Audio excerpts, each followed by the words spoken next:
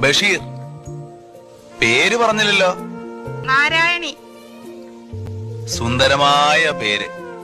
എനിക്കൊരു റോസാച്ചെടി തരുമോ? നാരായണി, ഈ ഭുവനത്തിലുള്ള എല്ലാ പനിനീർ ചെടികളും ഞാൻ നാരായണിക്ക് തരും.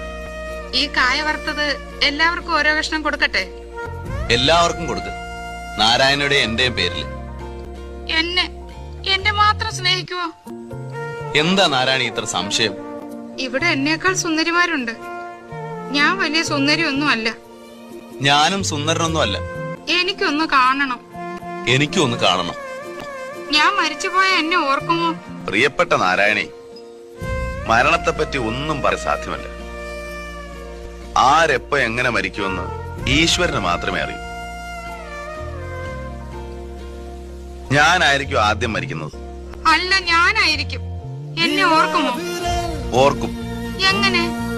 എന്റെ ദൈവമേ, അങ്ങനെ എങ്ങനെ ഓർക്കും? അങ്ങനെ കണ്ടിട്ടില്ല, തൊട്ടിട്ടില്ല. എങ്ങനെ ഓർക്കും? നാരായണിയുടെ അടയാളം ഈ ഭൂഗോളത്തിൽ എങ്ങുണ്ട്.